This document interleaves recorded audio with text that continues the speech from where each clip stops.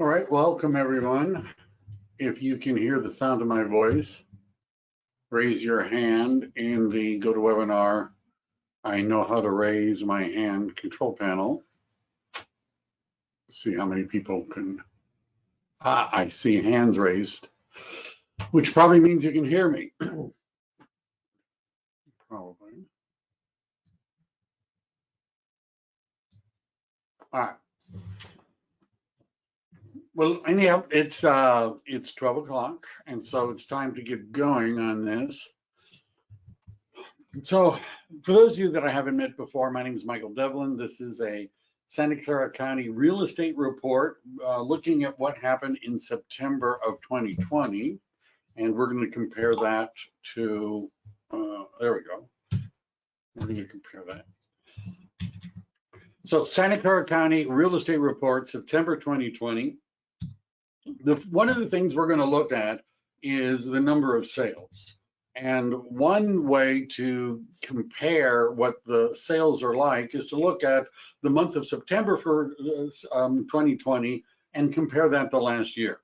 And as you can see, sales are up.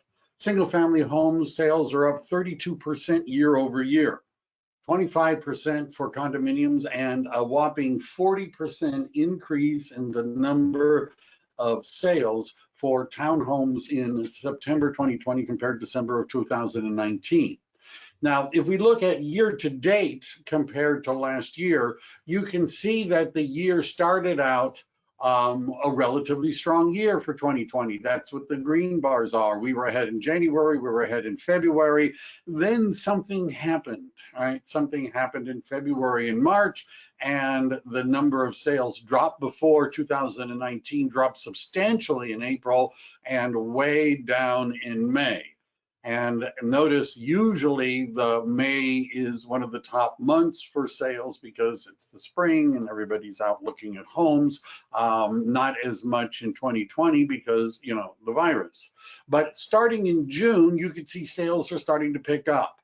And in July, the sales outpaced July of 2019. It stayed that way in August and even more in September.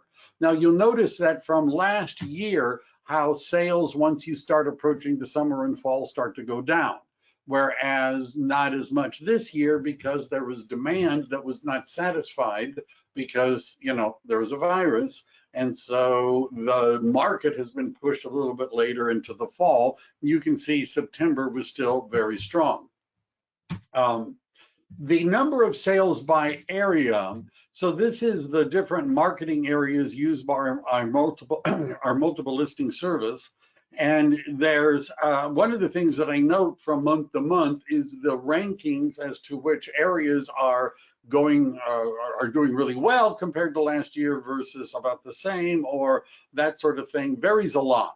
Right, and this isn't all of the areas. There's basically 19 marketing areas that are in our MLS, but you can see the area of Evergreen, which by the way, hasn't been as strong this year as in some years, is taking a jump. It's up 85% year over year, right?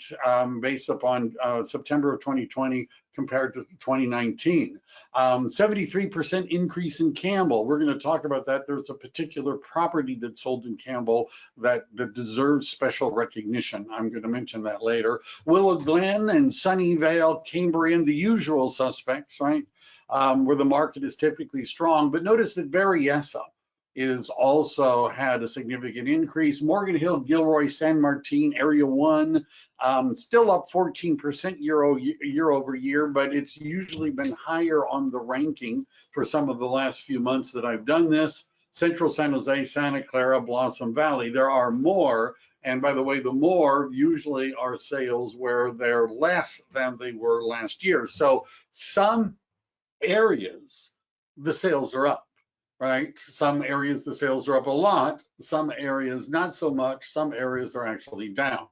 Oops, I already did that. The number of sales by city, let me just stay with that. So, which somewhat breaks down by average and median price, but you can see Milpitas and Mountain View have a big increase. Campbell, which I'm going to talk about a particular property, is a big increase. Los Gatos and Sunnyvale and Palo Alto, all of those have very strong increases in the number of sales. And you're going to see that reflected when we're looking at what are the average and median sales prices. But even San Jose, the big dog, right, had a 33% increase in sales year over year. Gilroy, not so much. So if we look at price ranges, the particular range that is oftentimes very strong is the 1.2 to 1.6. It actually, that has been moving up a little bit, where you can see that in the 1.4 to 1.6 million range, you have a 107% increase in sales. 1.2 to 1.4, a 34% increase in sales. You'll also notice at the bottom, which is the higher end, 1.8 million to 2, 2 to 3, 3 to 5, and 5 and above, all of those price ranges are showing a significant increase in the number of sales. So that would obviously have an effect on the sales price. If the high end is doing well, the higher sales price ranges are doing well. And it did. The median price of a single family home in September 2020 was 1.4 million. That compares to 2019 September number of 12295, or $170,000 increase in the median price, which constitutes a 14% increase in the median price for single family homes year over year. Not quite as robust for townhomes. There's a 7% increase, and condominiums went down a little bit in the median price. Now, one of the things to keep in mind about the median price is the median price is the median, it's the middle. So if the middle is moving up and down, does that necessarily mean that your home or any particular home is getting greater or lesser value as a result of that? And the answer is not necessarily, right? You understand? Because if there is a greater number of sales in the higher range, then the median is going to be pulled up. Right? And if there's more sales in the lower range, the median is going to be pulled down. But whether or not a particular house is going up or down, that's a totally different calculation. So sometimes I throw in average. Median is oftentimes more stable than average. And we're going to look at this in a couple of other contexts where the average can fluctuate a lot. One or two huge sales of very expensive homes can throw the average off. So in September of 2020, the average price of a single family home sold in Santa Clara County was 1.5, right? A 15% increase. Median increased by 14%, but the average went up by a little bit more, lesser for townhomes, and 4% decline in the average price of a condominium. Now, the sales to list price ratio is one of the statistics that real estate agents in particular, and sometimes home buyers through their real estate agent, maybe focus on. And what this is saying is, if a house was listed for $1 million, on average, did they get $1 million, or did they get more than $1 million, or did they get less than $1 million? Now, what's been historically, by historically I mean the last 10 years, maybe 7 or 5, certainly for a long time, on average, people are getting more than what they're listing their house for. In single family homes, they got 103% more than what they were asking, 101% for townhomes, and a little bit over 100% for condominiums. Now, I've actually heard real estate agents and others, let me see if I have car selling, don't know what that is. I've actually heard real estate agents sometimes telling a particular client, a buyer, that they'll share the statistic. And so let's say the property is listed at $1 million. So they'll say, well, we should, when we write an offer, write it for a little bit more than $1 million, because on average, people are getting more. Now, the problem with that particular approach is that we're back to talking about averages. And although the average was about 103%, there were some people that got a whole lot more than that and some people who got a whole lot less. In terms of dollars, there was a property that sold last month in September in Santa Clara County. It's a 4-bedroom, 3-bath, 2,306 square feet. It was listed for $4,298,000, but sold for $5.2 million. That was a $902,000 over the list price. If we're looking for who got the biggest percentage, this is the Campbell reference. There was a single-family home for sale in Campbell, a 3-bedroom, 2-bath home, 1,261 square feet. They listed it for $999,999, right? Just, why not? And it sold for $1,357,000 over the list price. That constituted a 36% over list price sale. Now, what is on the other end of that scale is we have who got the least, and we have a clear winner on that. There was a admittedly expensive property. And let me just, that was listed for $18 million, I know. But it only sold for $10 million. I'm rounding it up. And they got a little more than, they got over $8,050,000 less than what they were asking for. There was another property got $3 million less, another property that got $2 million less, a property that got $1.7 million less. And then there are a bunch of properties that got hundreds of thousands of dollars less, sometimes 10%, 14%, 17%, 27% under what they listed it. So rather than people are selling it for 3% more than the list price, right? That's not happening very often. What's happening is some people are selling it for a lot more than the list price, and other people are selling it for a lot less than the list price. And so the average is just a little bit more. But you can't take that number and say, that's going to help me write an offer, because you really need to look at the house and see whether or not it's underpriced or overpriced. And we still have a lot of homes that are overpriced, some by a lot.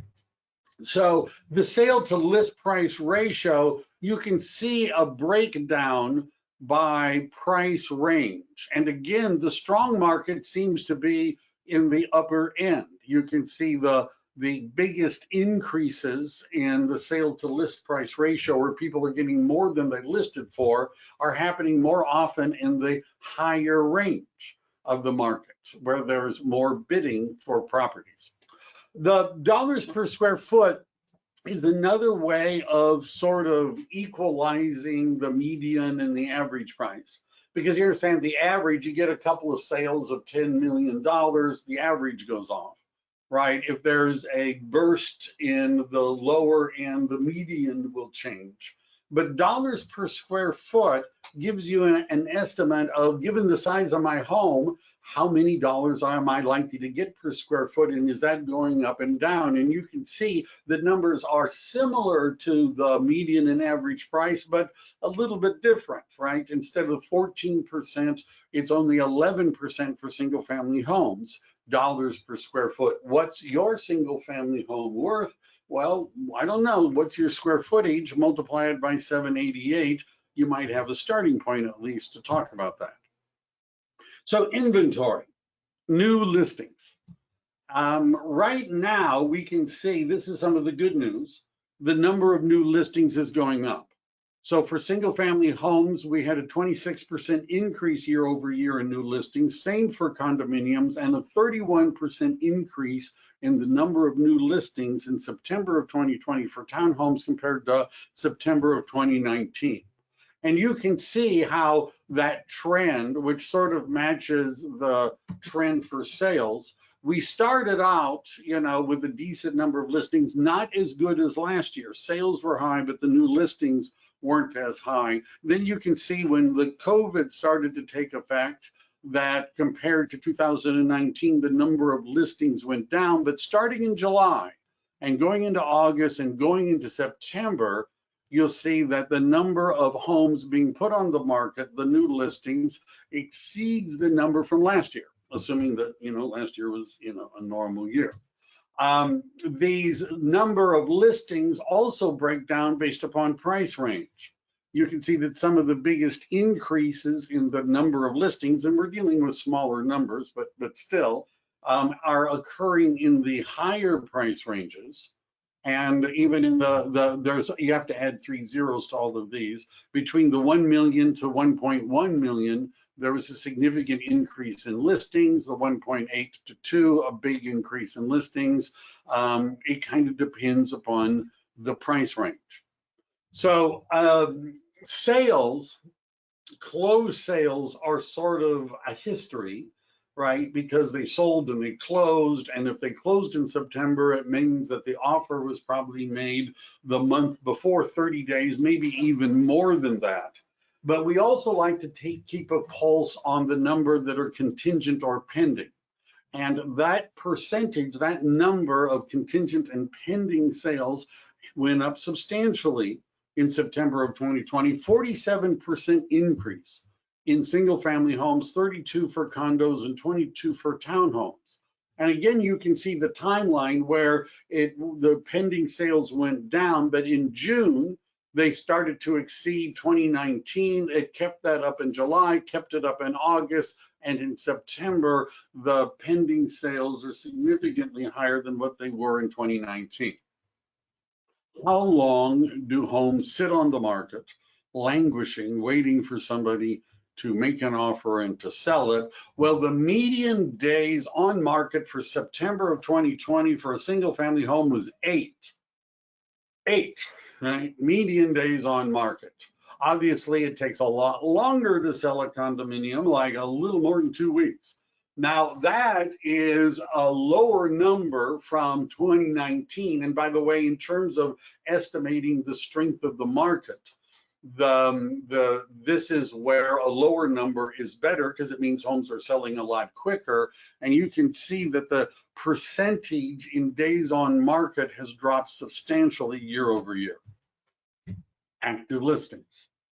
When we closed September, there were 787 active listings for single family homes, which is 44% less than last year. Right, so even though we have more new listings, we also have more pending and contingent sales, and we also have more closed sales. And so the net result is there's fewer homes in inventory. And you can see for single family homes, it dropped 44%, 15% for condos, and 36% for townhomes. And again, looking at the trend, you can see we've been behind. This is sort of a different look. We've been behind all year in inventory, right? Even though our sales may have exceeded and new listings may have exceeded, the number of active listings is lower than it was in 2019, which has caused less inventory, which is one of the issues that we're having that sort of defined our current market. What about the future? Who knows, right? Who knows? So some of the issues that might be affecting this is there going to be another stimulus bill? I don't know, right? There may be, there may not be. What about the foreclosure moratorium when it's over? Is there going to be a wave of foreclosures that are going to be hitting the market? What about interest rates? Are they going to be going up or down? What about the eviction moratorium? Is another wave coming? Well, I'm going to skip the stimulus check bill because that's really up in the air.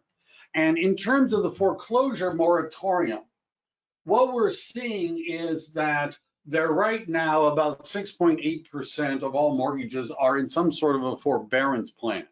Now we have about 3.4 million mortgages. But one of the estimates is that out of all of those mortgages that are in forbearance, that perhaps as little as 1 million of them actually are in forbearance because they need to be in forbearance. We're talking about the foreclosure moratorium. And so what forbearance is you can put off making your payments and put them at the end of your loan. Now, there are a lot of people that are giving advice, financial advice, and others that have basically told, like, oh, all homeowners, whether you've lost your job or not, whether you can make your payment or not, why not take it, right? Why not take it? Because it's like free money, I guess, but you're going to have to pay it, but you're going to have to pay it back at the end of the mortgage, right? Rather than right now. So we know that there are people that are taking mortgage forbearance, but they don't actually need to take mortgage forbearance.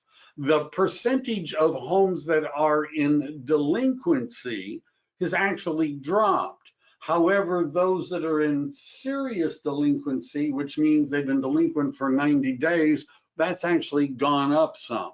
And whether or not this is going to create a wave of foreclosures, not clear. One of the big differences between now and 2008 and 2009, and by the way, I've been in real estate for a long time, right? I've been through, I'm not going to say the year, but I've been through more than one or two up and downs, and including obviously the 2008 and 2009. And what was happening then was there was predatory lending, but there was 100% financing. There were it was a crazy market, and just about anybody could get a loan, right? They were doing what are called stated income loans or liar loans, where all you had to do was just lie and say, this is how much money I made, and they gave you a loan based upon that lie. What could possibly go wrong? Well, right now it appears that if you look at most of the people, a significantly higher percentage of people have a lot of positive equity. And CoreLogic who's been, studying this in some great detail, has essentially come to the conclusion that even if prices and values of homes fell 15%, that still 92% of all of the homeowners would still be above water, right? That even if values drop 15%, most of the people would still have equity in their property, which means they would be able to sell it without doing something called a short sale. It's unlikely to end up as a bank-owned property. They could sell it and move. Now, whether or not there's a wave coming will depend upon a lot of factors, including if there's going to be an extension of the foreclosure moratorium, or back to the first point, whether or not there's going to be a stimulus bill. And if there is a stimulus bill and people are getting money, and so they can, either they can afford to make their mortgage payment, then that plus the forbearance is going to put off a wave. It's not clear. But interest rates, are they going to go up or are they going to go down? Now, the Fed has predicted that interest rates are going to remain low through 2023. And if you're a buyer, you might be thinking that's good news. However, if inflation starts to go up, then interest rates are going to start to go up. And if you're a buyer, it's a two-edged sword, which I'm going to get to in a minute. What about the eviction moratorium? Now, this is a more serious problem than the foreclosure moratorium, in the sense that there really isn't a forbearance like there is. If there's an eviction moratorium and you're not paying your rent, that's not added on at the end of your lease, right? You owe that money as soon as the eviction moratorium is over, and that might include penalties and interest. So if the eviction moratorium ends and people can't pay their rent, there could be a wave coming, right? Now, how much? Who knows? If there's no stimulus bill and there's no relief for the renters and the landlords, then we could have as many as 10 to 15 million people that are going to go into eviction. Now, just because somebody goes into the eviction process doesn't always mean that they are evicted. There are some studies have shown that only about 30% of when they begin an eviction actually end an eviction. Anyhow, if you do all the math, right? So let's say I'm one of these landlords and the eviction moratorium is over and the tenant has moved out, and I'm tired of being a landlord because the tenant hasn't been paying rent and I haven't been able to evict them. And if I can't evict them, I can't get somebody in who is paying rent. And I just say, I'm done being a landlord, right? And I'm going to put my property on the market. Well, how many of these could we be talking about? Now, this is still somewhat speculative, but there's a chance that that might add nationwide 2 million, a couple of million homes on the market. That's assuming that half of the landlords that are evicting tenants give up, right? That could add as much as 2 million homes for sale. And in a typical year, we sell about 7 million homes. And so what you're looking at would be a 28% increase in inventory. Now, if there was a 28% increase in the number of properties available to buy, would that cause a market crash? Or let me ask you this question, particularly in our area, if there was a 30% increase in the number of homes for sale, do you think our demand could handle that? And in my opinion, the answer is yes, right? You understand, this is sort of like throwing peanuts at a starving elephant, right? It would just get sucked into because the demand is so high.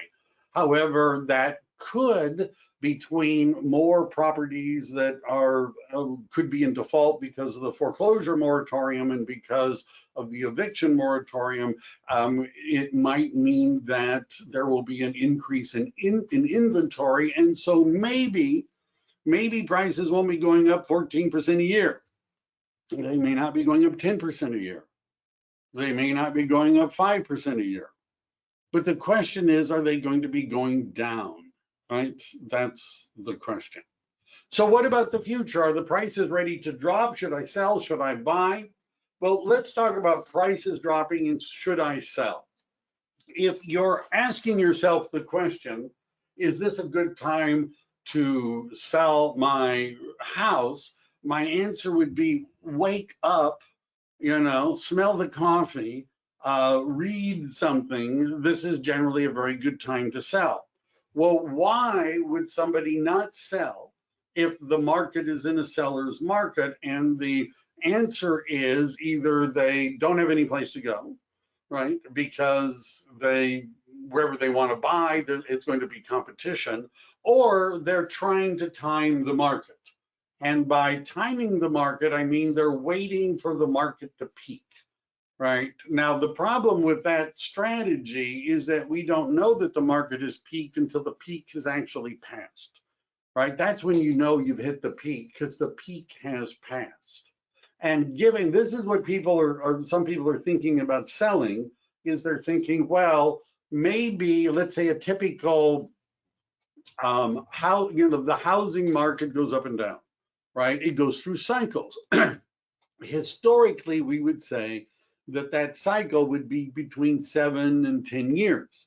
Well, the last time we had a major downturn was back in 2008 and 2009. If you add 7 years, well, we've already passed that.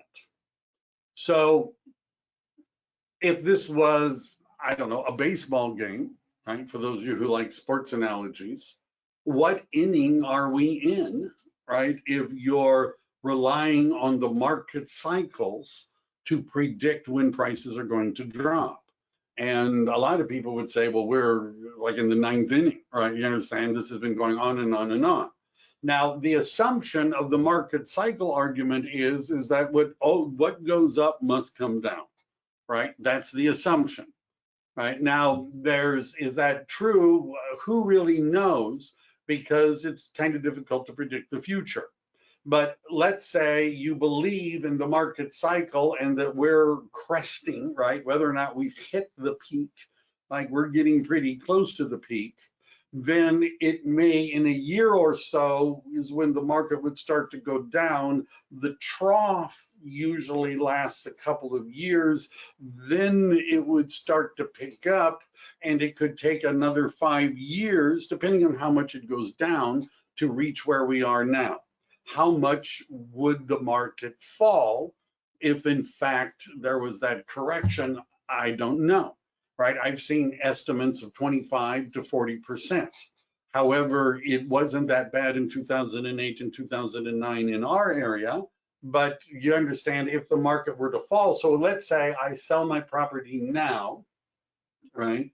I sell my property now because I know that the value is near the peak. I wait for the market to trough and then buy, right? And then ride the wave back up. That's what some people are thinking that are making a decision to sell. Now, that's assuming one, it isn't going to go up at this rate forever, and two, maybe prices are going to drop. Now, if you're thinking, that's why I'm not buying a house, right? Because I've heard about this too. The market is going through cycles. It goes up and it goes down. I'm going to wait for it to go down. So I'm going to time the market. I'm going to wait for the trough too, and I'm going to buy at the bottom of the market.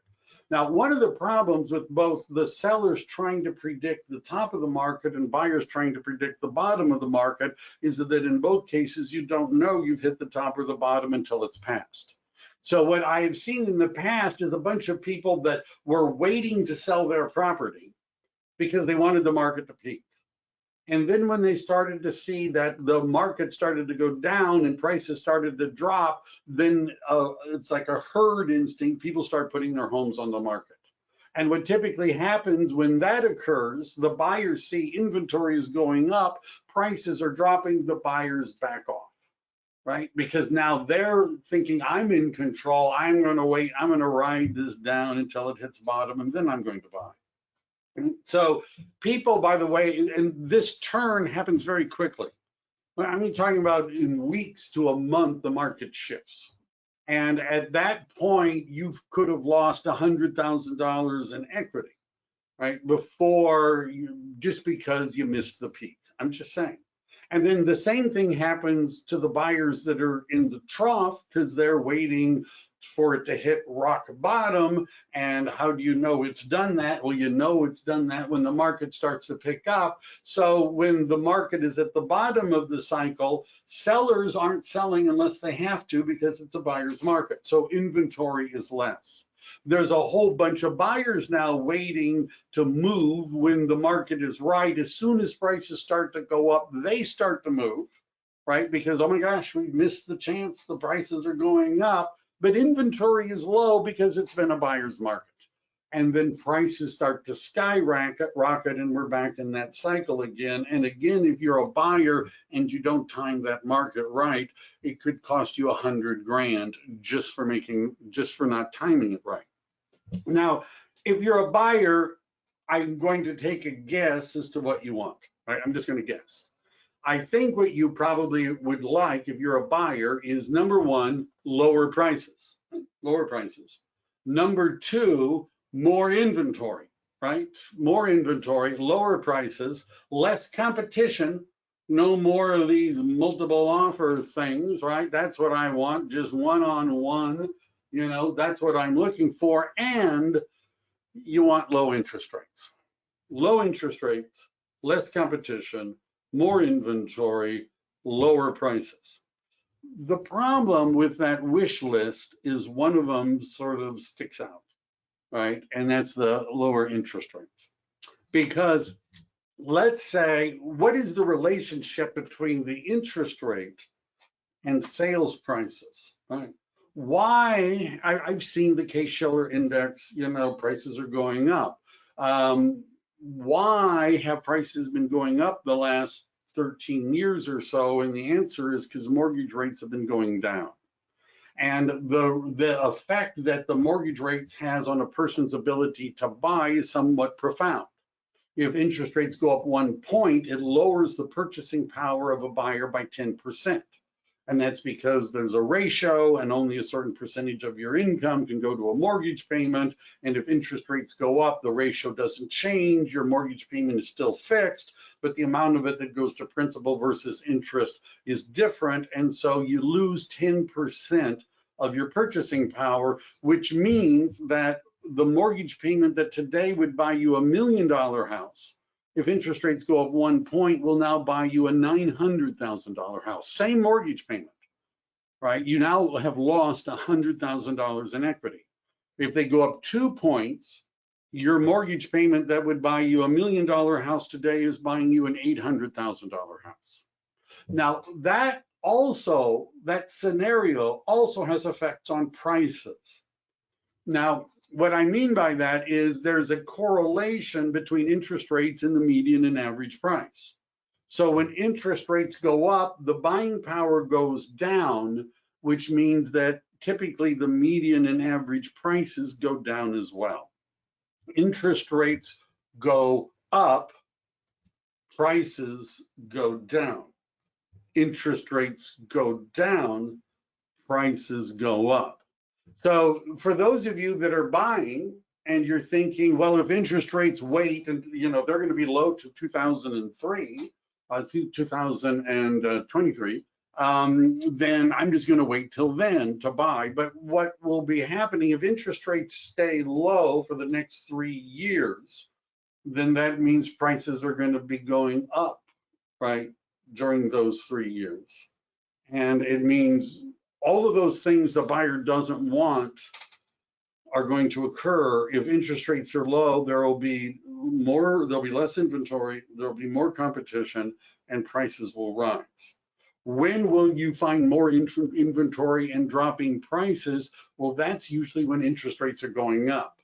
That's why they call it a buyer's market, right? So if it's the difference between a buyer's market and the seller's market, I think is fairly simple. And it's because in a seller's market, what that really means is people aren't selling. You understand? People aren't selling.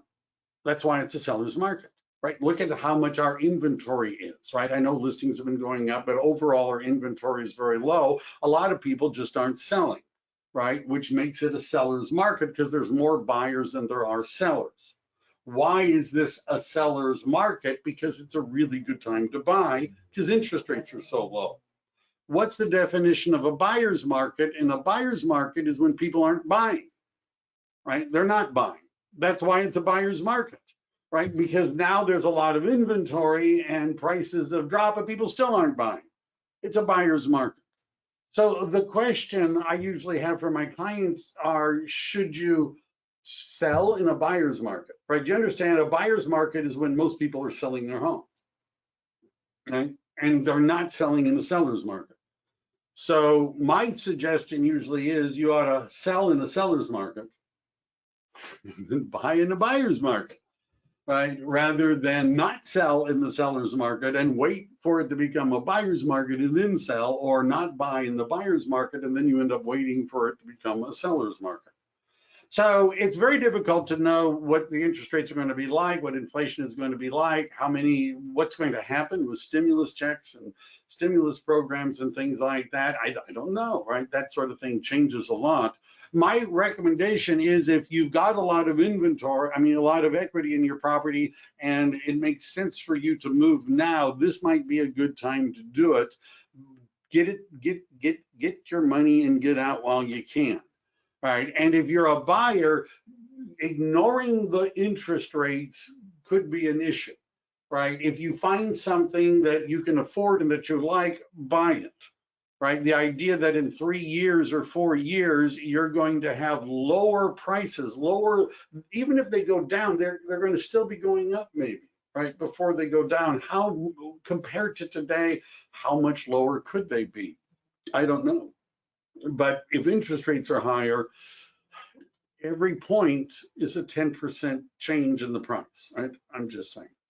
Anyhow, those are just some random ranting and speculations that I have. Some of the projections for the next 12 months from a bunch of different investment groups, the NAR, the National Association of Realtors, the Mortgage Bankers Association, Fannie Mae, Zillow, Zelman Associates. They're predicting, these are all been made after September 1st, they're all predicting that prices are likely to increase in the next 12 months. CoreLogic is the most pessimistic of the group. Zelman is obviously the more optimistic about prices, and of course that varies, just as I showed you. It varies by city and price range and marketing area in our county. These are national numbers, and within our different markets, micro markets, the appreciation could be a lot less. Remember, 14% year over year. Anyhow, that's what I look like. If you're interested in finding out more about buying, selling, or investing in real estate, or improving your real estate career, let me know. I'd be happy to talk to you about that. That's all I got for today. I hope you found that something. Focus on Silicon Valley and ignore the national media is a suggestion. You'll find that some of the national statistics sort of parallel ours, but not to the same extent. The median price of a home in the United States is about $300,000. It's about around 700,000, I guess, now in California. I think it hit 700,000 median price in August for the state of California. And for us, it's closer to 1.4 million. Let me just say one more thing before I go. The K-shaped recovery, right? Unemployment, I didn't talk about that. Unemployment, 800 and some thousand people filed last month. Over 800,000 people have filed for unemployment every month since March. Unemployment levels are high. However, you'll notice in our market that doesn't seem to have affected sales or prices. And that's because of the K-shaped recovery. And so the market went down, it's gone up. But remember in my graphs, it went up in the high-end areas a lot more. But then, and the reason is that most of the people that are unemployed as a result of COVID-19 are not in the high-end jobs. They're in retail. They're in hospitality, right? They're working at restaurants and things like that.